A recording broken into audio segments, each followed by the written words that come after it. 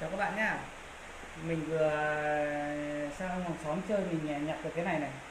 Không biết nó còn sống hay không, ông ấy cho thì mình cứ lấy thôi. Đấy, bây giờ mình sẽ tháo ra cho các bạn xem nhé, xem có thể sửa được nó không nhé. Bây giờ là nó không có điện, không có gì cả. Không biết nó còn sống hay không.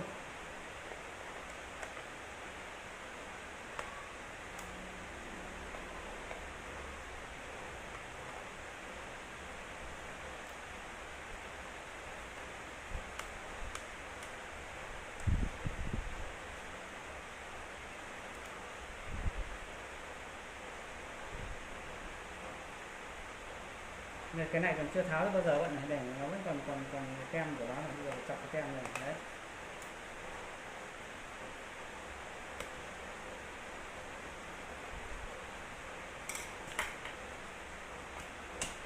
Đấy, đây, nó đây.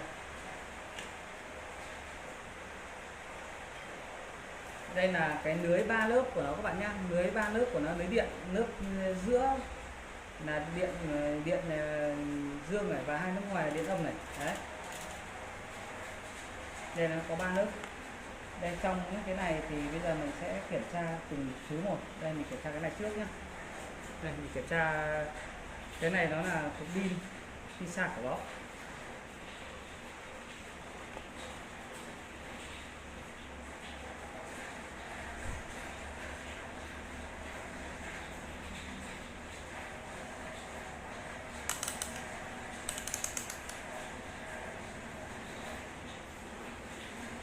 Không có một tí pin nào các bạn. Đấy, không có một tẹo pin nào.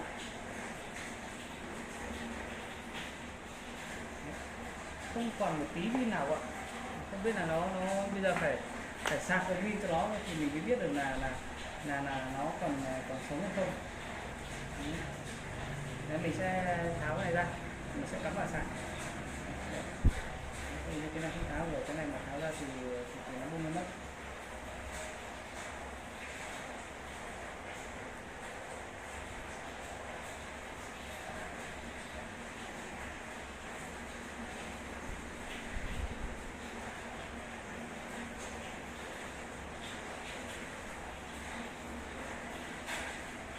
Để lại chút xíu cho nó, xong rồi để mình cắm sạc nha các bạn nhé.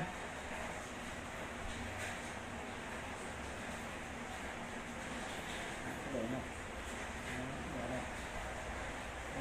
nắp lại như cũ.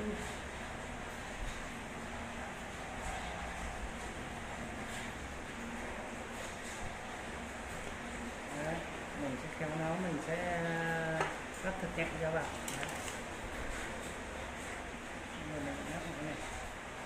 Đấy, sau khoảng một lúc sạc thì mình sẽ tháo ra, mình kiểm tra tiếp các bạn nhé.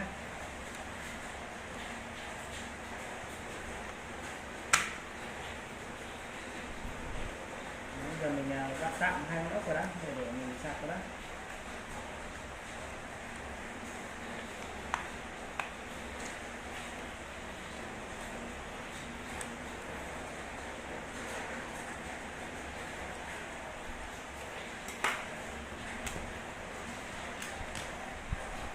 Mình sẽ lấy điện để sạc.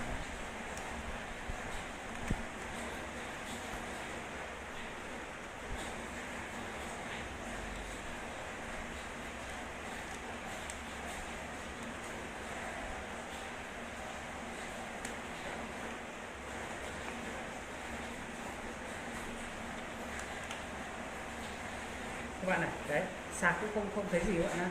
Đấy, không thấy gì luôn, không thấy bóng biết gì sáng cả. Bây giờ mình sẽ đo lại cái nguồn vào.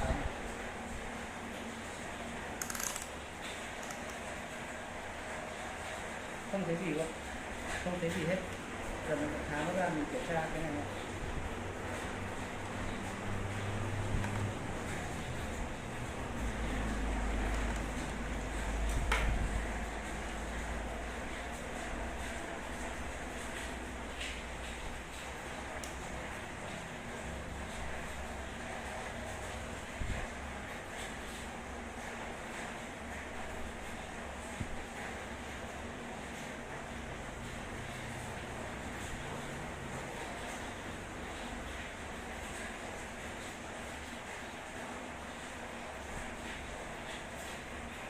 Không thấy gì luôn, không thấy một cái gì luôn.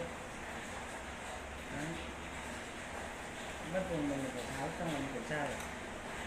Đây, mình sẽ tháo cái mặt này ra.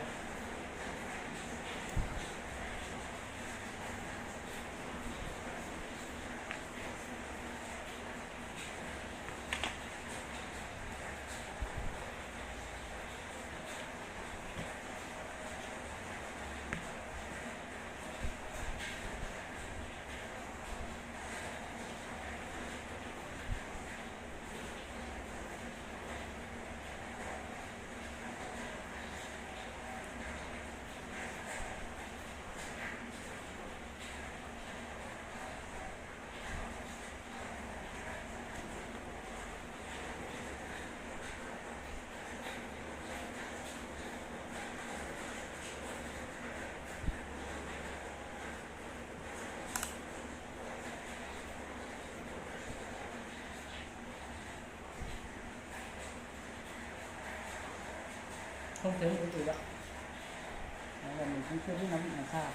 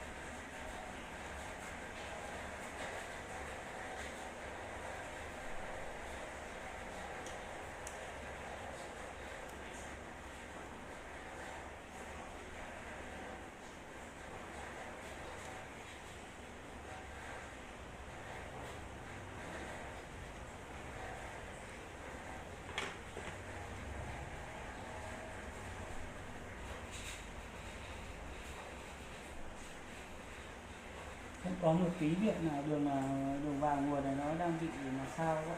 Không thấy một cái gì.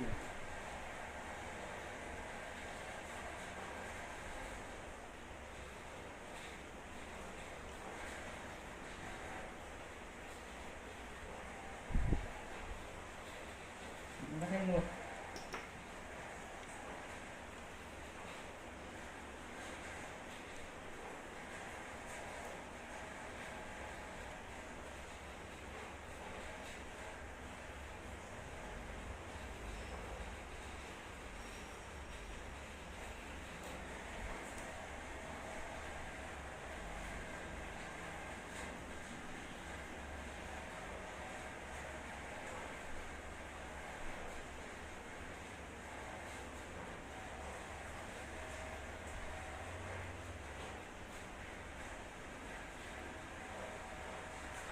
Bây giờ nó sáng rồi. Chắc là do cái này thôi. Mình thử lại.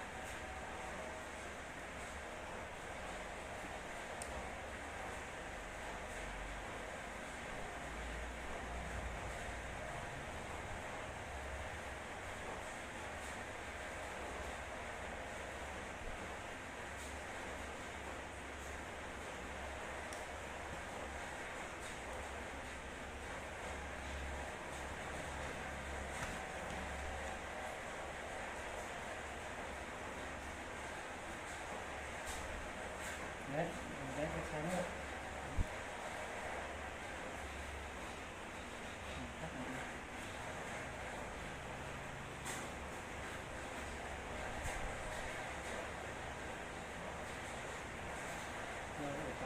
sao đấy.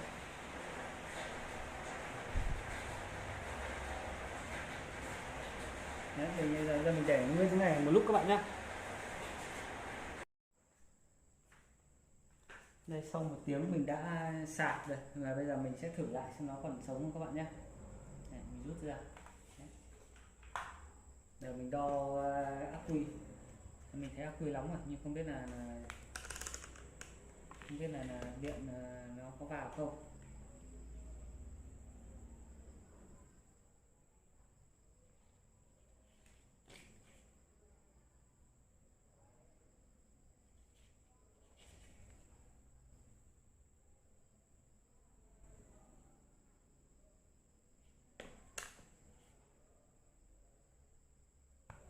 Có vào các bạn nhưng không biết là có đủ lực để mà ấy không, có đủ lực để mà mình thử bật cái này nhé.